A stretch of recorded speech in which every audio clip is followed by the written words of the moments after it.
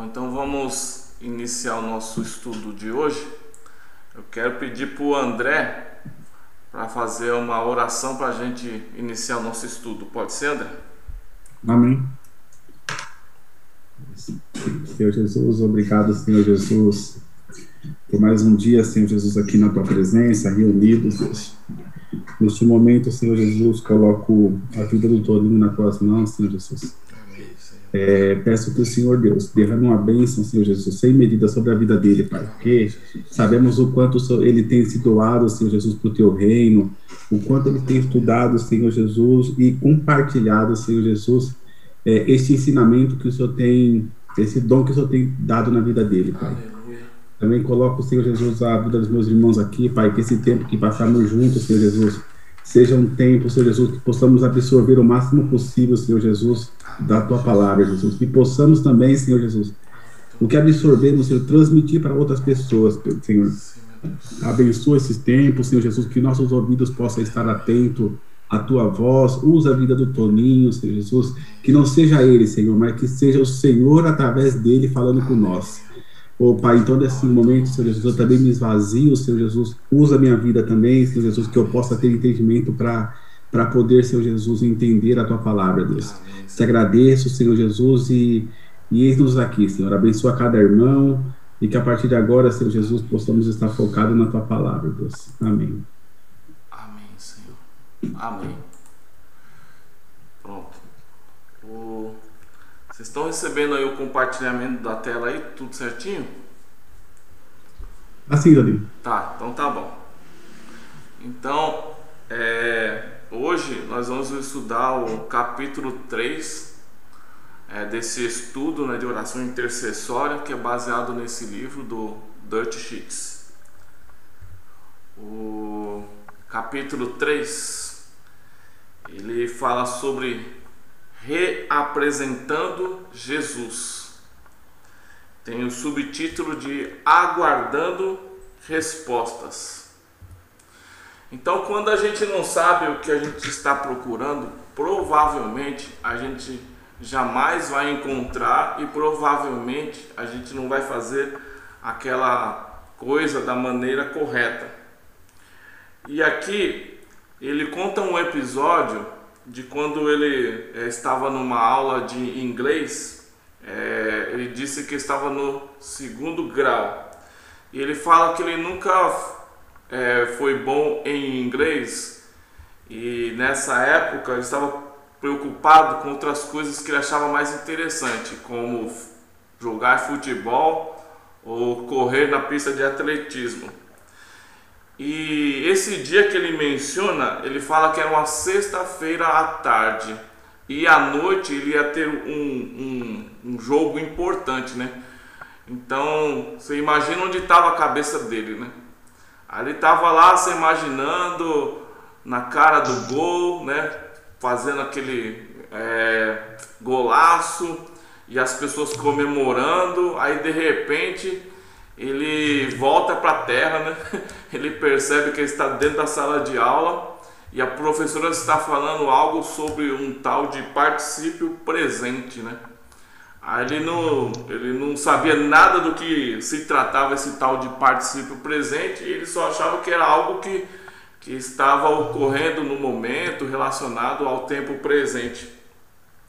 Aí a professora parece que percebeu, né, que ele estava com a cabeça em outro lugar, e chamou ele, falou: "Ô Dutch, você pode, por favor, achar para nós o particípio presente?" Aí ele não sabia se ele olhava para o chão, olhava para o teto. Aí ele olhou alguns segundos pela janela, aí de repente ele respondeu para a professora: "Olha, professora, eu não estou vendo esse tal de particípio presente em nenhum lugar aqui, mas fica tranquilo que qualquer hora ele deve aparecer, com certeza." Aí ele quer dizer, não tinha nenhuma ideia do que era esse tal de particípio presente, mas parecia que isso não era algo tão ruim assim, porque quando ele falou isso, todo mundo começou a rir dentro da sala de aula. Então ele ficou aliviado, porque ele trouxe um pouco de paz de espírito e de alegria, né, para a professora e para o restante da sala, né? Mas a questão aqui hoje, né, o que é intercessão? Alguns podem já responder que é oração ou que é algo relacionado à oração, né? Mas tecnicamente falando, intercessão não é oração em absoluto. Intercessão é algo que uma pessoa pode fazer enquanto ora. Isso é quase tão confuso quanto o particípio presente, não é verdade? Então, a gente tem que pensar da seguinte maneira: concordar não é oração, mas existe oração de concordância. Fé não é oração, mas existe oração da fé. Da mesma maneira que uma pessoa não pode fazer intencionalmente uma oração de concordância a menos que compreenda o que é concordar, assim também uma pessoa não pode ser muito eficaz em oração de intercessão enquanto não compreender o conceito de intercessão.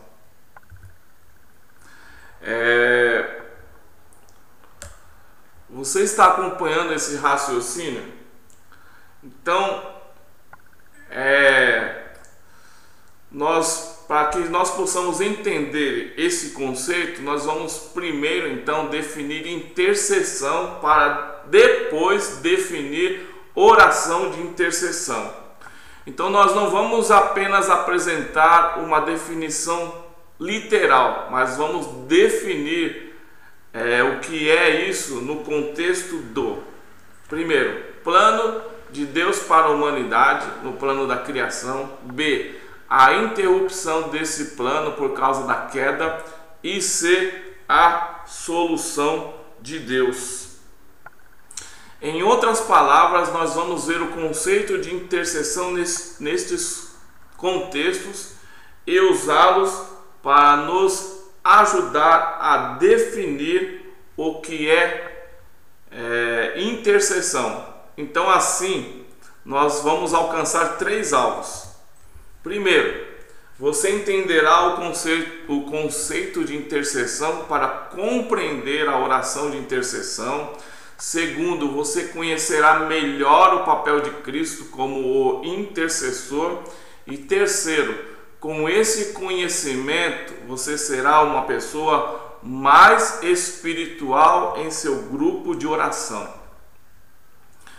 Então, definindo intercessão, de acordo com o dicionário, interceder significa ir ou passar entre, atuar entre 2 partidos, com a intenção de reconciliar aqueles que divergem ou contendem, interpor-se, mediar ou fazer intercessão, mediação.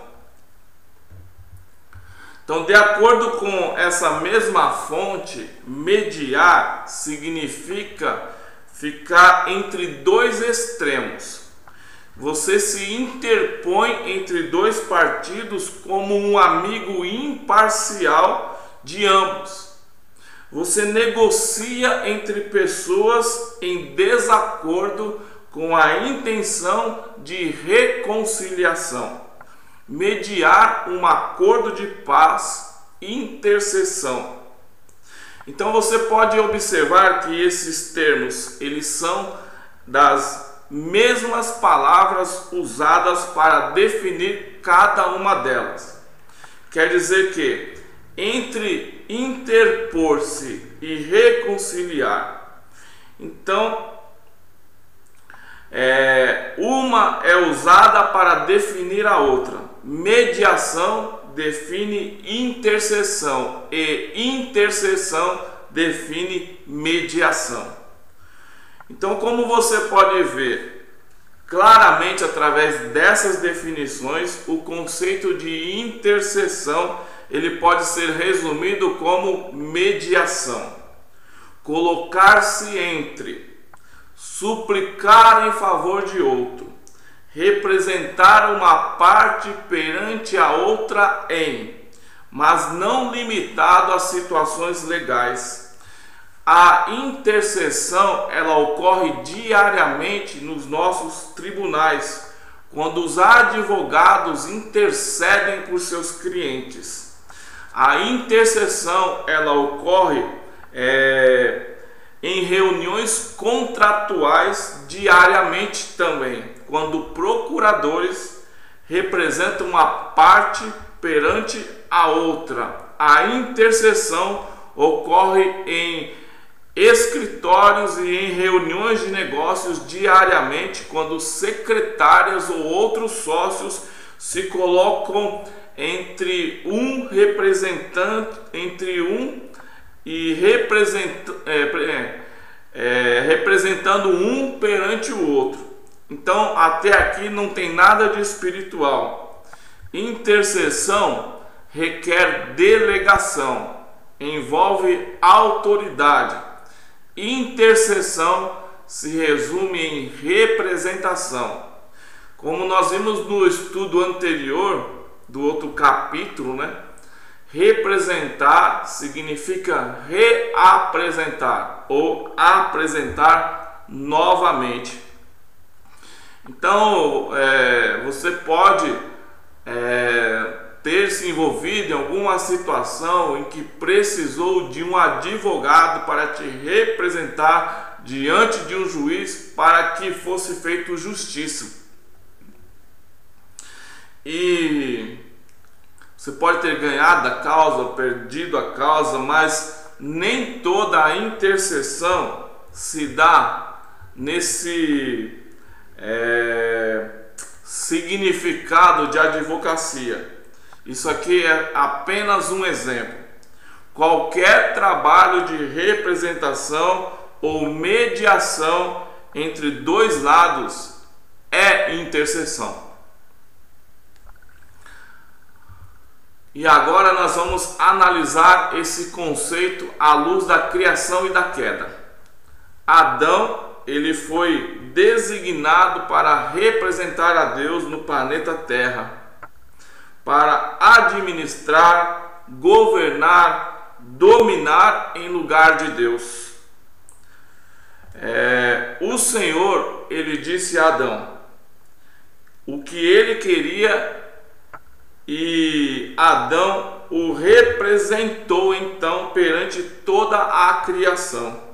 Então Adão, ele era o mediador de Deus. Adão era literalmente o intercessor ou o mediador de Deus na terra. Cristo, o último intercessor.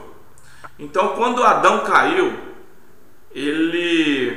Deus teve de enviar um outro homem por causa da queda do Adão.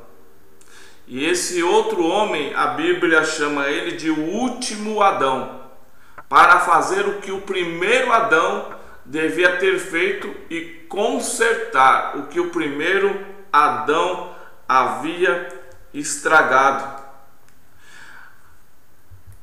Assim, Jesus teve que vir a esse mundo, Ele veio reapresentar Deus sobre a terra. Ele se tornou, por causa disso, o intercessor ou mediador. É que está acabando a energia aqui, só um minuto. Vou ligar ali na tomada. Ele se tornou o intercessor ou mediador. Ele se colocou entre e reapresentou Deus para a humanidade. De acordo com João 1,18, Jesus se tornou então a exegese de Deus para nós. João 1,18 diz assim: ninguém jamais viu a Deus, mas o Deus unigênito que está junto do Pai o tornou conhecido. Deu uma travada aqui no...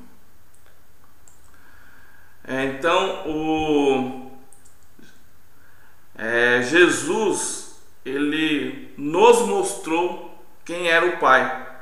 A palavra grega traduzida como o tornou conhecido é exegeomai, da qual se deriva a palavra exegese. E então o que Jesus veio fazer, na verdade, foi nos apresentar o Deus para nós, foi apresentar Deus para a humanidade. Tem uma história de uma criança pequena que uma vez ela estava fazendo um desenho. Aí a professora perguntou para ela: olha que desenho interessante, o que é esse desenho? O que esse desenho significa? Aí a criança respondeu para a professora: esse desenho é o desenho de Deus. Aí a professora falou para a criança: peraí, mas ninguém sabe como Deus é. Aí a criança, na sua simplicidade, disse: mas quando eu terminar o meu desenho, eles vão saber como ele é. Então Jesus, ele veio e fez um desenho de Deus para nós. E agora nós sabemos como ele é. Mas deixa eu só voltar aqui. Acho que Jesus, ele fez um desenho de Deus para nós e agora nós sabemos como ele é por causa de Jesus, mas esse não é o único sentido da intercessão.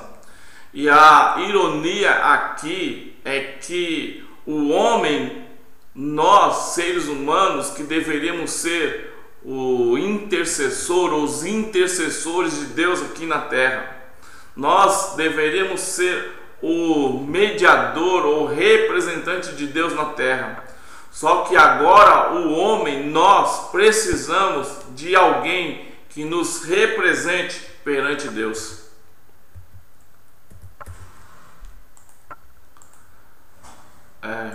Realmente está ruim aqui. Então Cristo, ele se tornou esse representante, intercessor e mediador. Mas ele não apenas representou Deus para os homens, mas ele também representou os homens perante Deus. E esse Deus homem foi o advogado diante de ambas as partes. Então, como Deus, ele nos apresentou a Deus. Como homem, ele Deus homem, né? Tanto nos apresentou a Deus, como Deus foi apresentado para nós. Você consegue ver esse desenho? Então a intercessão de Cristo, considerando seu sentido literal, não é uma oração que ele fez, mas sim uma obra de mediação. Jesus, ele não está orando por nós, ele está intercedendo por nós para que possamos orar. Isso é o que significa pedir em seu nome. Então eu espero que você esteja preparado, pelo que nós vimos até aqui, para ouvir isso. Eu não creio que a intercessão atribuída a Cristo agora no céu em nosso favor seja oração. Estou certo de que essa intercessão se refere à sua obra de mediação. 1 Timóteo 2,5, que diz que há um só Deus e um só mediador entre Deus e os homens, Jesus Cristo, homem. A sua obra de advogado perante o Pai. 1 João 2,1 diz que nós temos um advogado perante o Pai. E ele está atuando como nosso representante, garantindo nosso acesso ao Pai e aos nossos benefícios de redenção. De fato, ele nos diz em João 16:26 que não está pedindo e rogando ao Pai por nós. Naquele dia vocês pedirão em meu nome. Não digo que pedirei ao Pai em favor de vocês. Assim, o que ele está fazendo quando intercede por nós? Ele está mediando ou interpondo-se, não para nos purificar de toda a culpa quando ele nos redimiu do pecado, mas para nos apresentar cada um de nós ao Pai como justo e pertencente a ele. Então, quando eu me aproximo do trono de Deus, quando eu vou me achegar a Deus, me apresentar a Ele, diante do seu trono, Jesus está dizendo mais ou menos algo assim diante do Pai, está intercedendo por mim. Ele está dizendo: Pai, o Antônio, ele está aqui para falar contigo. Ele não está vindo pelos méritos dele ou por sua própria justiça. Ele está aqui baseado na fé que ele tem em mim, e ele está aqui em meu nome. Tenho certeza de que o Senhor se lembra de que eu tenho me colocado entre ti e ele, e eu lhe ofereci acesso direto a ti, meu Pai. Ele tem algumas coisas para te pedir. Aí o Pai pode responder claramente: claro que eu me lembro, filho, você fez dele um dos nossos. Como ele veio através de ti, como ele veio através do seu nome, o Antônio sempre é bem-vindo aqui, diante do meu trono, diante do meu altar. Então ele olha para mim e diz: venha sem medo ao meu trono de graça, meu filho. Faça o seu pedido, a sua oração. E nós vamos examinar mais um aspecto de Cristo no contexto da queda. Basicamente, a humanidade precisava de duas coisas após a queda. Nós precisávamos de alguém que se colocasse entre nós e Deus para nos reconciliar com Ele, e nós também precisávamos de alguém que se colocasse entre nós e Satanás, para nos separar de Satanás, porque nós estávamos entregues ao império de Satanás, porque ele é o príncipe deste mundo. Um para unir, outro para desunir, um para estabelecer o domínio e outro para quebrar o domínio. Essa foi a dupla obra da intercessão. Nós precisávamos dos dois. Jesus fez ambos. Agora, essa revelação, antes de entrar nesse assunto, para explicar melhor o que foi falado, como intercessor, Jesus ele se colocou entre Deus e a humanidade. E ele nos reconciliou com o Pai. Essa foi a obra redentora da sua intercessão, e ela foi completa. Portanto, no sentido literal ou legal da redenção da humanidade, Jesus Cristo, ele é o único mediador entre Deus e os homens. 1 Timóteo 2,5. O versículo poderia dizer simplesmente que ele era um intercessor. Ele se coloca entre nós e Deus. Não há nenhum outro nome dado entre os homens que nos possa fazer nos achegar ao trono de Deus. Não tem Pedro, João, José, Maria, não tem ninguém. O único que cumpriu todos os requisitos como Deus homem foi Jesus. Por isso, através de Jesus, nós podemos nos achegar a Deus. Por isso que as nossas orações, elas são feitas em nome de Jesus. Não é no nosso nome, não é no nome de ninguém, é no nome de Jesus que nós podemos nos achegar a Deus. E essa revelação, ela é muito importante. Ela quer dizer que nossas orações de intercessão são sempre e apenas uma extensão da obra de intercessão de Cristo. Mas por que isso é tão importante? Porque Deus, ele não honra nenhuma intercessão a não ser a de Cristo. E também porque essa compreensão dará muito mais poder às nossas orações de intercessão.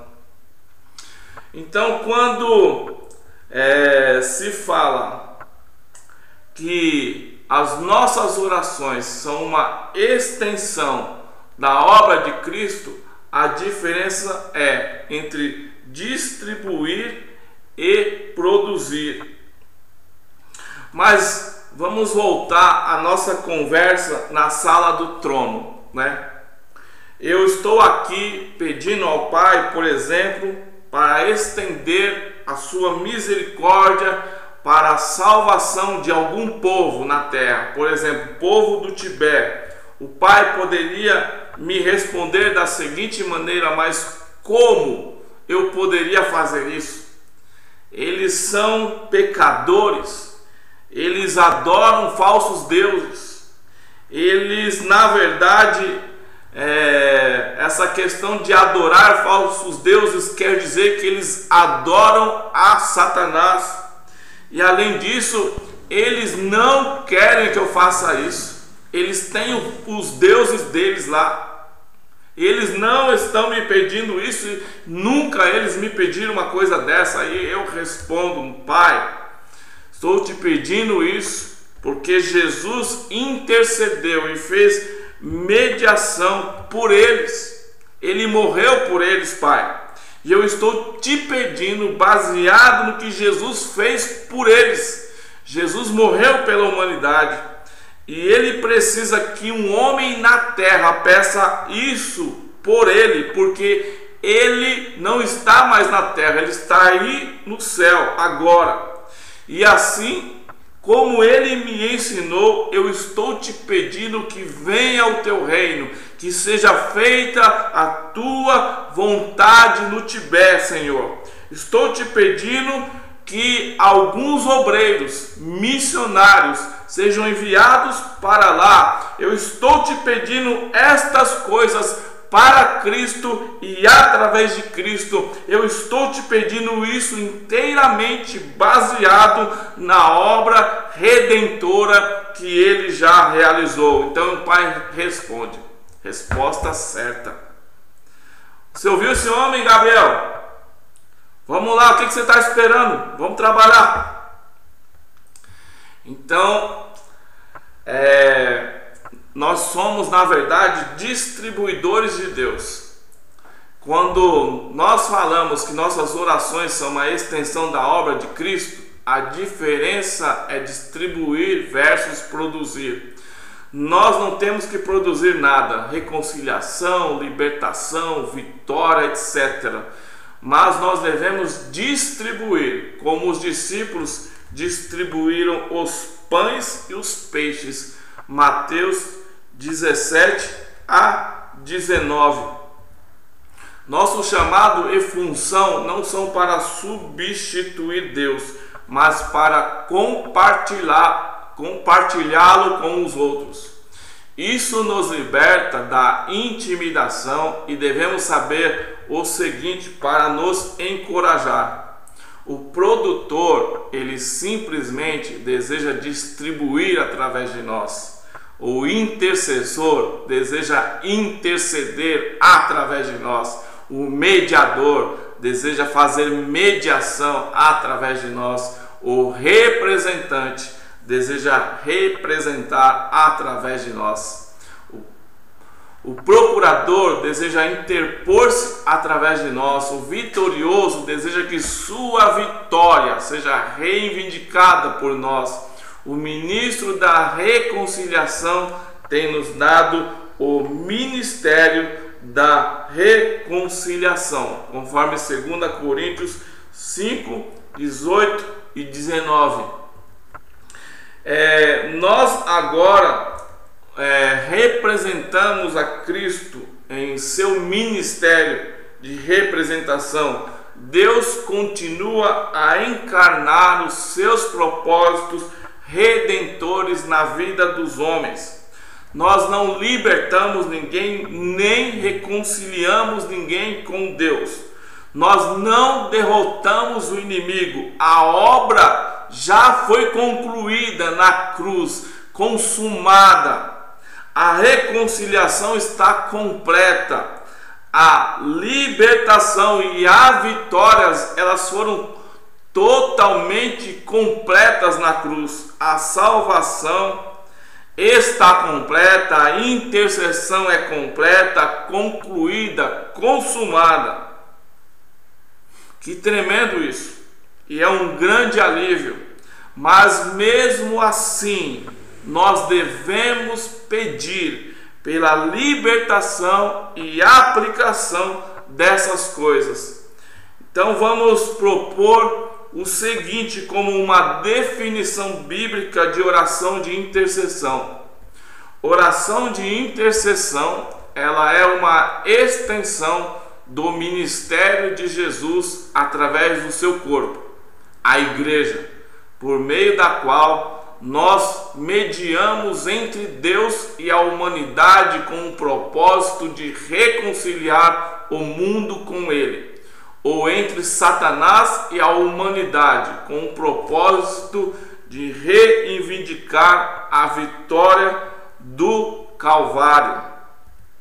Então Cristo, ele precisa de um homem sobre a terra para representá-lo, assim como o Pai precisou. O homem de Deus foi Jesus. O elemento humano de Jesus somos nós, a igreja. Ele disse: assim como o Pai me enviou, eu os envio. João capítulo 20, versículo 21. O conceito de ser enviado, ele é importante e representa as verdades que nós temos visto e falado até aqui. Um representante é alguém enviado. Os que são enviados têm a autoridade, desde que represente aquele que os enviou. E a importância ou ênfase não está sobre o enviado, mas sobre quem o enviou. E o conjunto de condições e a capacidade de cumpri-las ou executá-las é de total responsabilidade de quem enviou, não do que foi enviado. Por exemplo, o embaixador, ele representa uma nação perante a outra, porque ele é um enviado. Ele não tem autoridade em si mesmo, mas ele está autorizado a representar a autoridade da nação que o enviou. E Jesus, ele foi o enviado de Deus, e é por isso que ele tem autoridade. Ele recebeu essa autoridade do Pai, que o enviou. Só no Evangelho que foi escrito por João, o Evangelho de Jesus escrito por João, menciona 40 vezes o fato de Jesus ter sido enviado pelo Pai.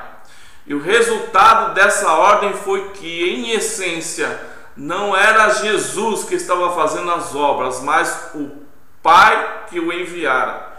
João 14:10. Deixa eu ler João 14:10. João 14:10 diz assim: não crês tu que eu estou no Pai e que o Pai está em mim? As palavras que eu vos digo, não as digo de mim mesmo, mas o Pai que está em mim é quem faz as obras. É o Pai que faz as obras, que o enviou. Então Jesus que está em nós, Ele nos envia e é Ele que faz as obras através de nós também. Por isso que isso é verdade em relação a nós. Nossa autoridade vem do fato de sermos enviados, representantes de Jesus. Então agimos em sua capacidade, agimos na autoridade de Cristo. E em essência, na verdade, não somos nós que estamos fazendo a obra, mas sim Jesus. Eu vou dar um exemplo aqui do testemunho que o autor ele conta no livro.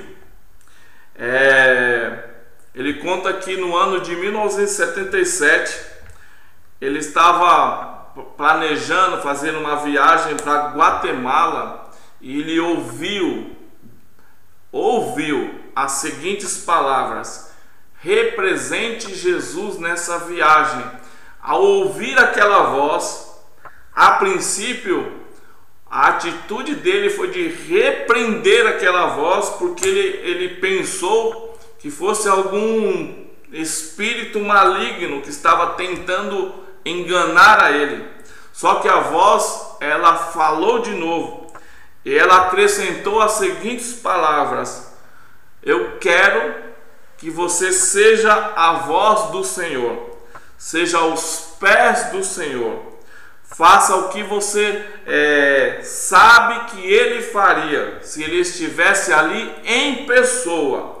Represente Jesus. Então, de repente, ele entendeu que ele não estava indo ali para Guatemala para representar a si mesmo ou o ministério que ele estava trabalhando, para o qual ele estava trabalhando. Da mesma maneira que Jesus representou o Pai, falando as palavras do Pai, fazendo a obra do Pai, ele também deveria ir para aquele lugar e representar Jesus.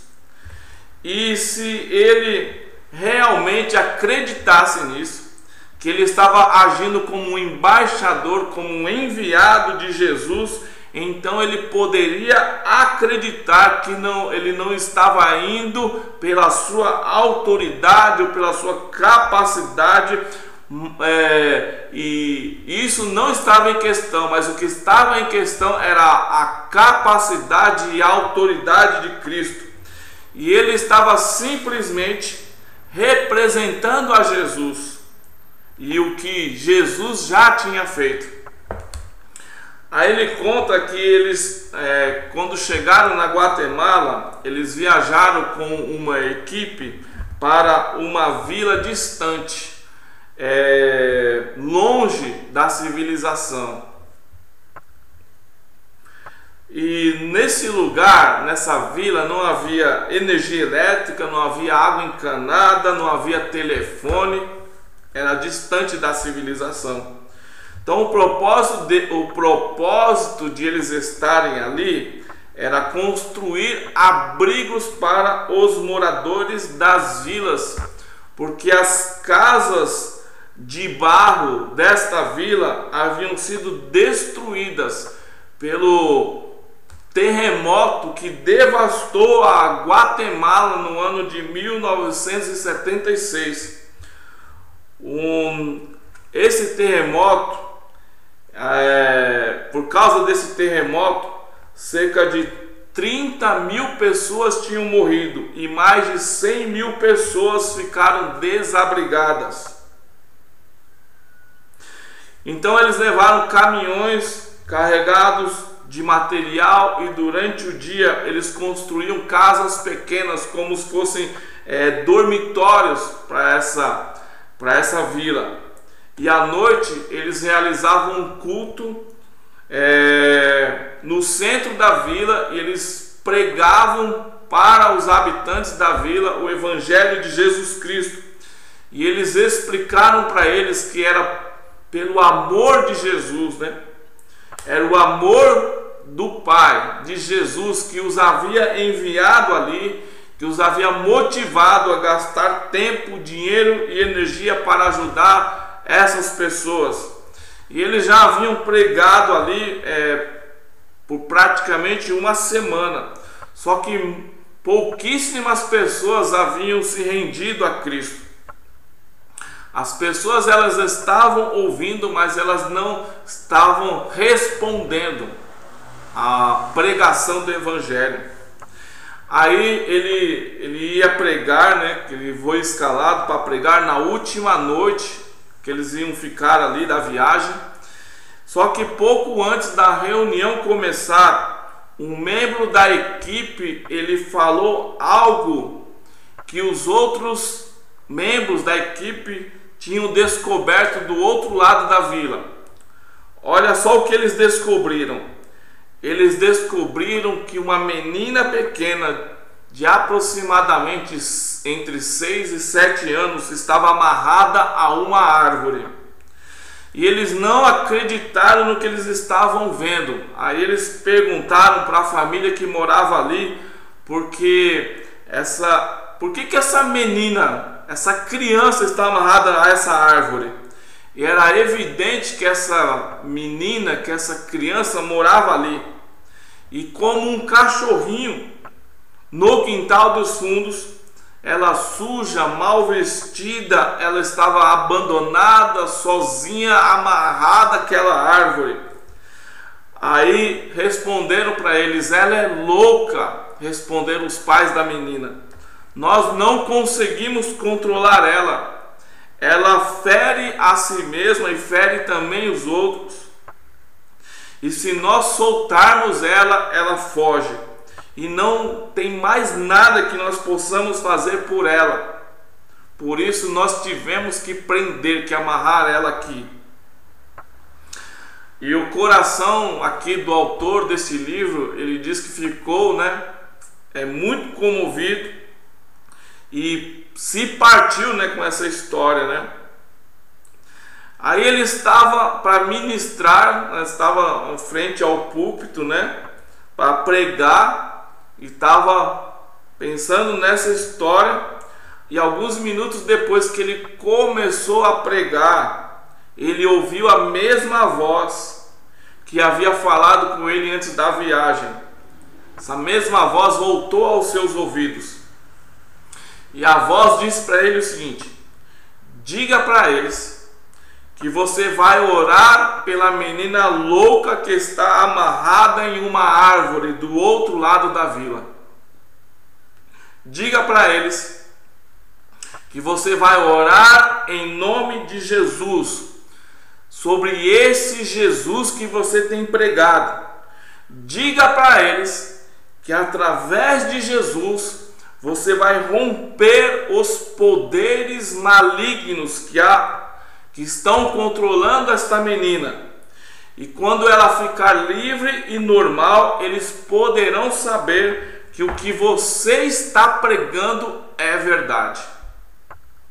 Eles podem crer que o Jesus sobre quem você está pregando é quem realmente você diz que ele é. Ele ouviu aquela voz, aí no coração dele, com temor e tremor, ele disse que ele respondeu algo mais ou menos assim: o que foi que você disse? Aí ele ouviu de novo e recebeu as mesmas instruções. E ele, como sendo um homem de fé, ele respondeu para aquela voz de novo: tá bom, tudo bem, tá, mas e se esse plano falhar? Qual é o plano B? Se eu falar isso para eles e isso não acontecer, qual é o plano B? Aí a voz respondeu para ele: rebeldia e fracasso. Foi a resposta. Lembre-se do que eu lhe disse antes de você iniciar a viagem para cá. Represente Jesus. Então, com isso, a fé começou a surgir no coração dele.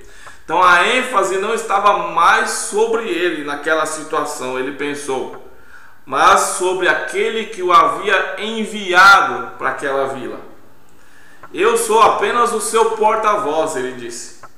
Ele entendeu que ele simplesmente iria distribuir o que Deus já havia feito, o que Jesus já havia feito. Ele já havia completado a obra de libertar aquela menina. As orações dele agora iriam liberar essa obra. Eu sou apenas um distribuidor do que Jesus já produziu. Seja corajoso, enviado. Execute a vitória. Foi o que ele disse para si mesmo. Então, com renovada certeza, ele começou a dizer para aquelas pessoas o que ele pretendia fazer.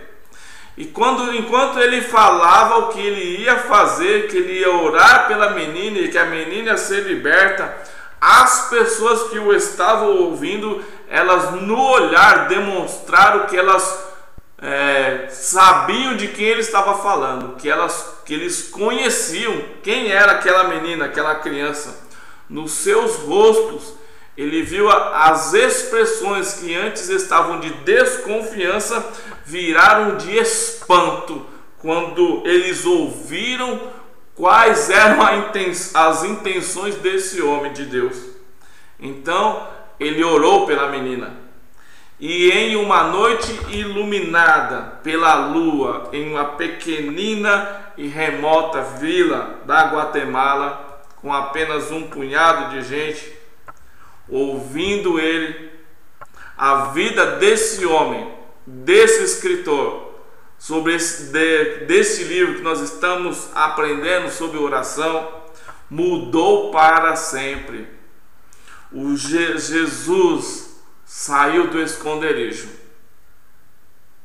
Ele tornou-se vivo, relevante, suficiente, presente. Um Jesus, ele emergiu das teias de aranha da teologia. Um Jesus de ontem tornou-se um Jesus de hoje e de sempre. Um Jesus da Galileia se tornou um Jesus da Guatemala. Glória a Deus. E a partir daí um novo plano se desdobrou na vida deste homem. Um novo conceito começou a emergir: Jesus e ele.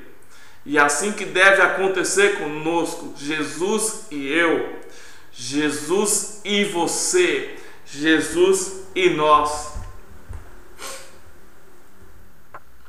Então, esse é, na verdade, o modelo do céu.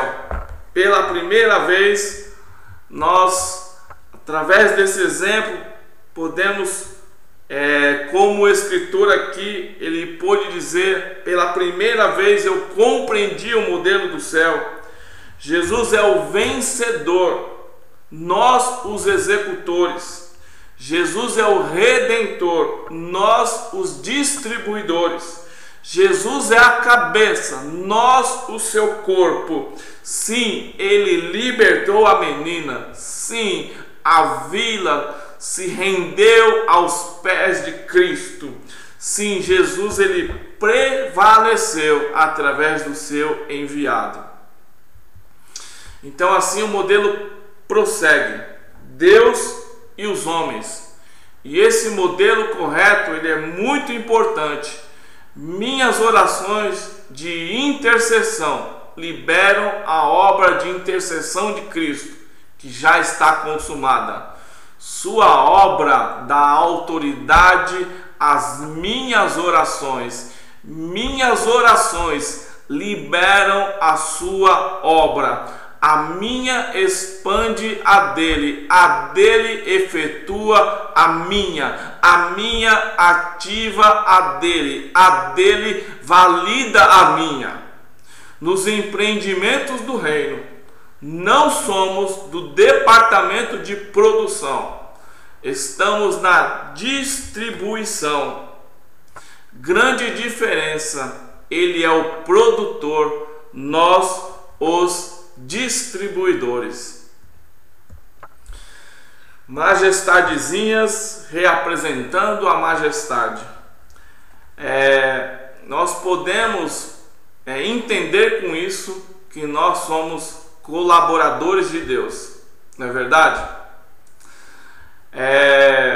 Nós podemos dizer que Cristo é majestoso e quer que nós sejamos majestadezinhas, majestades humildes, que representam a majestade, que representem sua majestade, mas mesmo assim majestades, mais que vencedores, Cristo e seus cristãos, transformando o mundo aqui na terra.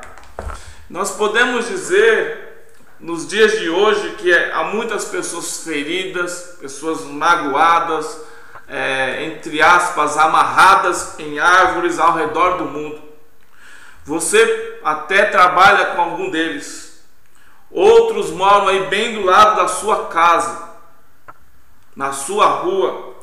Talvez uma dessas pessoas te tenha atendido no caixa de um supermercado, ou assentado próximo de você no restaurante, ou lhe servido uma refeição. As correntes que prendem essas pessoas são o álcool, as drogas, os abusos, os sonhos desfeitos, a rejeição, o dinheiro, a cobiça. Eu acho que você entendeu. O plano A é para pessoas sobrenaturais, mas pessoas comuns como eu e como você, que cremos de todo o coração na vitória do Calvário. E B, que cumprimos nosso papel como enviados, embaixadores, representantes autorizados do vencedor. Nosso desafio não é tanto de libertar, mas é muito mais crer naquele que liberta. Não é apenas curar, mas crer naquele que cura. E o plano B é enfraquecer a cruz, é deixar o atormentado em seu tormento, é gritar com o nosso silêncio, com a nossa passividade, com a nossa omissão. Não há esperança. É ouvir o Pai dizer novamente: busquei, mas não encontrei ninguém que se colocasse entre mim e este povo. É ouvir o Filho clamar mais uma vez: os obreiros. Onde estão os obreiros? Vamos, igreja, desamarremos os povos. Vamos dizer-lhes que há um Deus que se importa. Vamos representar. Vamos mediar. Vamos interceder. Alguém pode achar o particípio presente? Tem algumas questões aqui para reflexão. Já deu o nosso tempo. Eu só vou ler as questões para reflexão. Primeiro, defina intercessão e oração de intercessão. Você sabe qual é a diferença? Por que essa diferença é importante? Como a intercessão e a mediação estão relacionadas, você pode explicar o que quero dizer quando afirmo que Cristo foi o intercessor e que nossas orações são uma extensão de sua obra? Explique os dois aspectos da intercessão de Cristo: reconciliar e separar, em relação à dupla necessidade da humanidade depois da queda. Qual é o significado de ser um enviado? Você conhece alguém que está acorrentado a uma árvore? Por favor, ajude essa pessoa. Então, que esse estudo tenha sido proveitoso, que Deus tenha falado do seu coração, que te tenha dado armas, novas armas para desempenhar com mais eficácia o seu papel de intercessor na questão de oração intercessória. O próximo capítulo que nós estaremos estudando se chama Encontros: o bom, o mal e o feio. Muito obrigado a todos pela atenção. Deus abençoe.